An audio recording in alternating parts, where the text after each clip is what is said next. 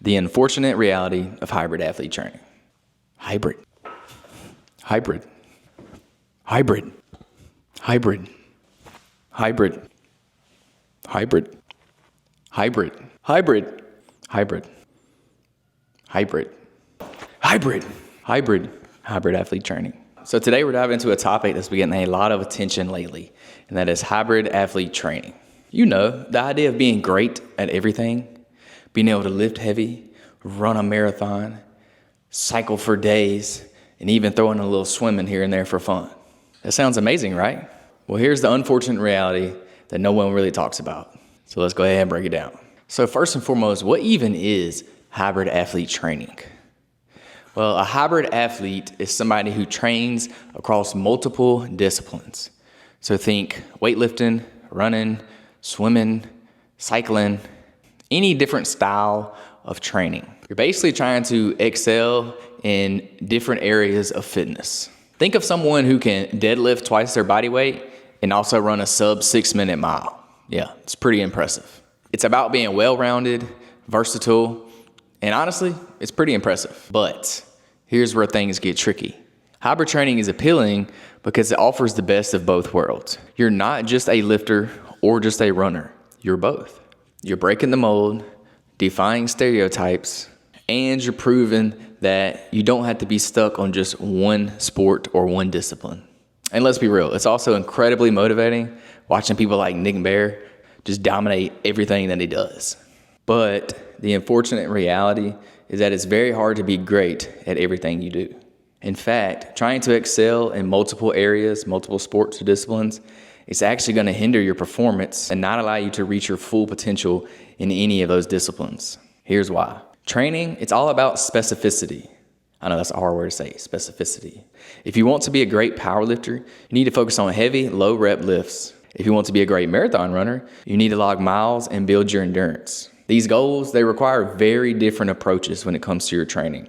And if you try to do both of these at one time, it's going to lead to a little interference there, and they're going to contradict each other. So where one type of training is going to impact the other. So your powerlifting training is going to hinder your running, and your running is going to hinder your powerlifting training.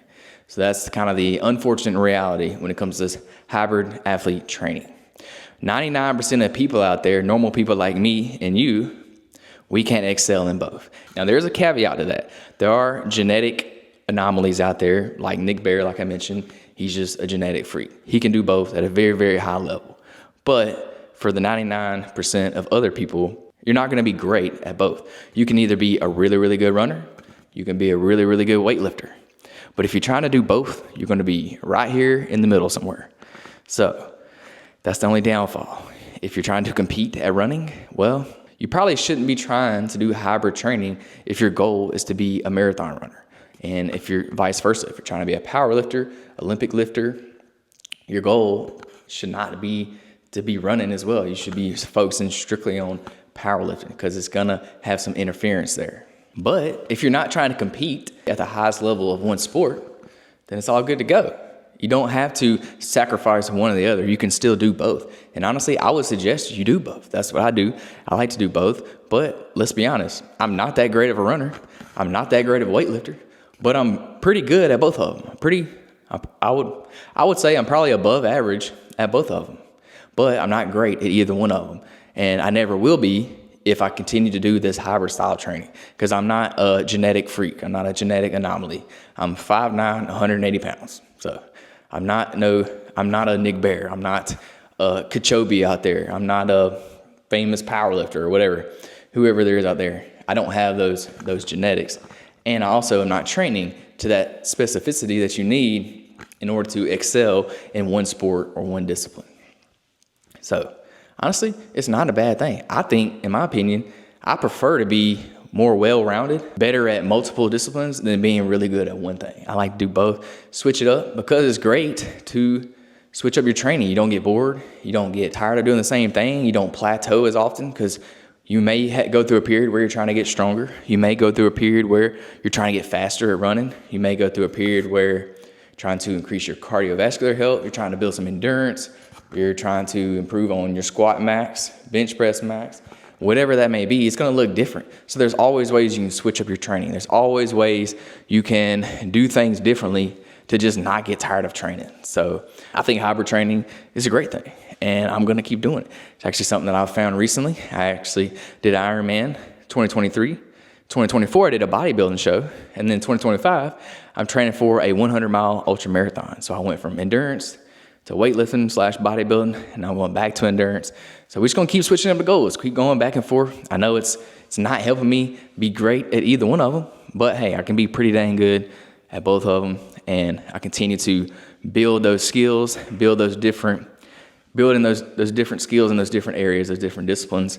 That way I can become more and more well-rounded, and I can take my training on for the rest of my life. I can take those things that I've learned from each sport, each discipline, and I can apply those to every other area of my life.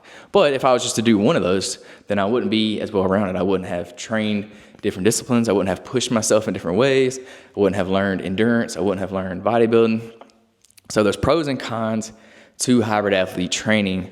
It just depends on what you're going for, what your goal is, and how you want to go about your fitness journey specifically.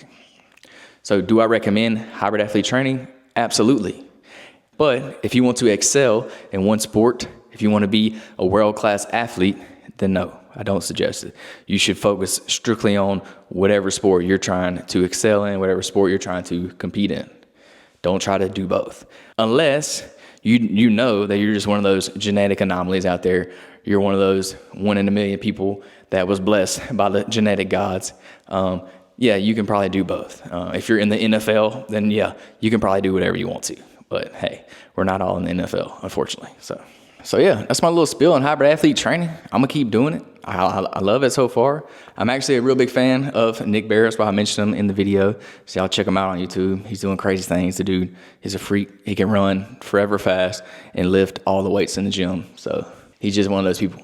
But hey, if you're a fitness junkie like me and you like to do new things, hey, I suggest try out this hybrid athlete training. I went from weight training 5 to 6 days a week to now I'm only weight training 3 days a week, but I'm running 5 to 6 days a week. So I'm mixing it up and I think it's good. So like when I was training for my Ironman, I did strictly endurance training. I cut out all my weight training. I was swim, bike, and running every day, 7 days a week, 2 times a day most of the time. And then when I did my bodybuilding show last year, I completely flipped the switch. I was doing no running whatsoever, and I was weight training 45 times a week.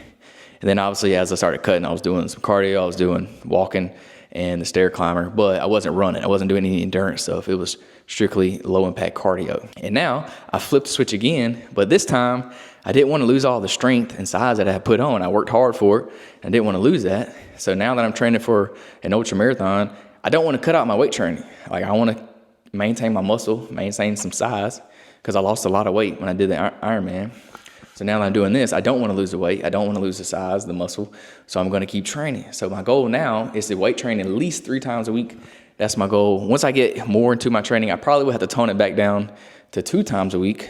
But for now, I'm going to hold it at 3. And I'm going to try to maintain 3 as long as I can. I know once I really start getting my mileage up there, my body's probably going to be pretty beat, pretty torn down, and I may have to dial it back to 2 days a week, but I'm not going any lower than 2. I'm staying at least there, but I'm going to try to get 3. So yeah, training 3 days a week, or weight training 3 days a week, running 5 days a week right now, but I'm about to bump it up to 6. So yeah, y'all wish me luck. If you want to follow along my ultra marathon journey, I'm going to put a playlist right here. Y'all click that. Well, I got some other ultra marathon trainings. But yeah, what do y'all think about hybrid athlete training? Drop it down in the comments. Do you do it already? Do you like it? Do you think it's a bad idea, a good idea? I want to know. Y'all let me know in the comments. Y'all have a blessed day. Peace, love, protein. We out.